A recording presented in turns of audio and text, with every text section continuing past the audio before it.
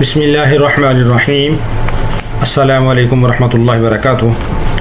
حضور اقدس صلی اللہ علیہ وسلم کا ارشاد ہے کہ عن قریب ایک زمانہ ایسا آنے والا ہے کہ لوگ تمہارے یعنی مسلمانوں کے کھا جانے کے واسطے ایک دوسرے کو اس طرح دعوت دیں گے جیسا کہ دسترخوان پر بیٹھنے والا دوسرے کی تواضع کرتا ہے، کہ ہر قوم دوسروں کو اس کی ترغیب اور دعوت دے گی کہ ان مسلمانوں کو کسی طرح پہلے ہلاک کر دو۔ صحابہ رضی اللہ عنہم اجمعین نے عرض کیا، یا رسول اللہ صلی اللہ علیہ وسلم، کیا اس وقت ہماری تعداد بہت ہی کم ہوگی، یعنی جس کی وجہ سے کافروں کے یہ حوصلے ہو جائیں گے کہ وہ مسلمانوں کے اوپر ٹوٹ پڑیں گے؟ تو حضور اقدس صلی اللہ علیہ وسلم نے ارشاد فرمایا، نہیں، تمہاری تعداد اس زمانہ میں بہت زیادہ ہوگی، لیکن تم لوگ اس زمانہ میں سیلاب کے جھاگ کی طرح سے یعنی بالکل بے جان ہو جاؤ گے، اور تمہارے دشمنوں کے دل سے تمہارا خوف جاتا رہے گا، اور تمہارے اپنے دلوں میں وہن پیدا ہو جائے گی۔ صحابہ نے عرض کیا، یا رسول اللہ صلی اللہ علیہ وسلم، وہن کیا چیز ہے؟ حضور اقدس صلی اللہ علیہ وسلم نے فرمایا، دنیا کی محبت اور موت سے ڈرنا۔ آج دیکھ لیں کہ دنیا کی محبت اور موت سے ڈرنا، یہ آج میرے اور آپ کے ہر مسلمان کے دل میں یہ بات پیدا ہو چکی ہے۔ ہر مسلمان کے دل کے اندر یہی بات ہے۔ اسی وجہ سے آج مسلمان ہر طرف سے کافروں کے نرغے میں آیا ہوا ہے، ہر طرف سے کافروں کے دباؤ کے اندر مغلوبیت کا شکار ہے۔ اللہ رب العالمین ہم سب کی حفاظت فرمائے۔ اللہ تعالی ہم سب کو آخرت کی فکر کرنے کی توفیق عطا فرمائے۔ اللہ تعالی ہمارے دلوں سے دنیا کی محبت نکال دے، اور اللہ تعالی ہم سب کو آخرت کی فکر کرنے کی توفیق عطا فرمائے۔ تو اس لیے ہر وہ عمل کرنا کہ جس سے دنیا کی محبت دل سے نکل جائے اور انسان کے دل کے اندر موت کا ڈر پیدا ہو جائے، آخرت کا خوف پیدا ہو جائے، موت کے بعد والی زندگی کے لیے انسان عمل کرے، یہی انسان کے کام آنے والے ہیں۔ تو اس کے لیے اللہ کے راستے میں خرچ کرنا، اس سے انسان کے دل کے اندر آخرت کی محبت پیدا ہوتی ہے۔ اللہ کے راہ میں مال جان خرچ کرنا، اس کی وجہ سے انسان آخرت کے قریب ہوتا ہے، انسان کے دل کے اندر آخرت کی محبت پیدا ہوتی ہے، موت کی محبت پیدا ہوتی ہے، انسان کے دل میں یہ بات آتی ہے کہ آج نہیں تو کل میں نے بھی دنیا سے جانا ہے اور میں نے اللہ کے سامنے حساب دینا ہے۔ اللہ ہم سب کو توفیق عطا فرمائے۔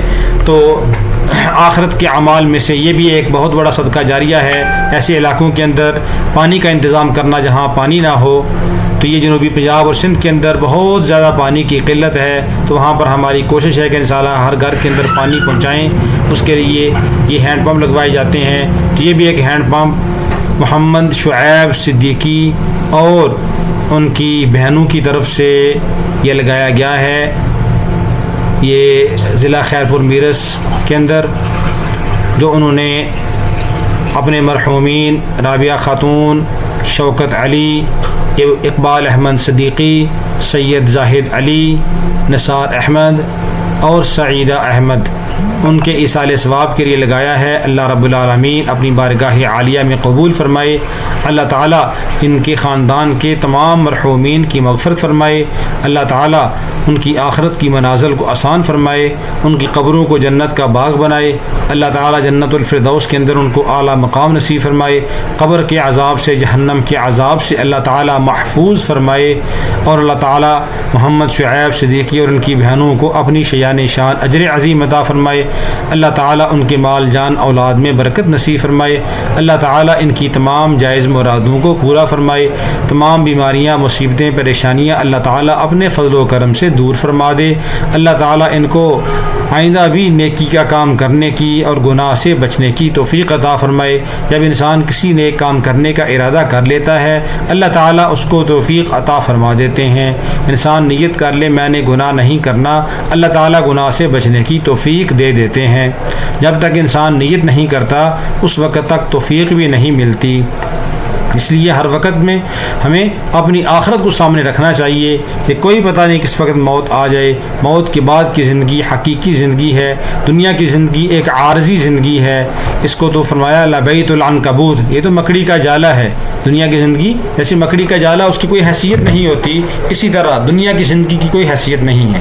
وما الحیات الدنیا الا متاع الغرور۔ یہ دھوکے کا سامان ہے، اور آخرت کی زندگی وہ ہمیشہ کی زندگی ہے، کبھی نہ ختم ہونے والی زندگی ہے، اس کی فکر ہم سب کو کرنی چاہیے۔ اللہ تعالی ہم سب کو آخرت والے اعمال کرنے کی توفیق عطا فرمائے۔ اللہ تعالی ہم سب کو ہر گناہ سے بچنے کی توفیق عطا فرمائے۔ قرآن و سنت کے مطابق اللہ تعالی ہم سب کو زندگی گزارنے کی توفیق عطا فرمائے۔ اللہ تعالی ہمارے ملک کے حال پہ رحم فرمائے، اور جو لوگ جہاں کہیں بھی جس پریشانی کے اندر مبتلا ہیں، اللہ تعالی ان کو اس پریشانی سے نجات نصیب فرمائے۔ اللہ تعالی ہر مسلمان کو اپنی ذات کا کامل یقین، کامل محبت نصیب فرمائے۔ حضور پاک صلی اللہ علیہ وسلم کی سچی محبت، سچی اتباع کرنے کی توفیق عطا فرمائے۔ صحابہ کرام کے نقش قدم پر چلنے کی توفیق عطا فرمائے۔ السلام علیکم ورحمۃ اللہ وبرکاتہ۔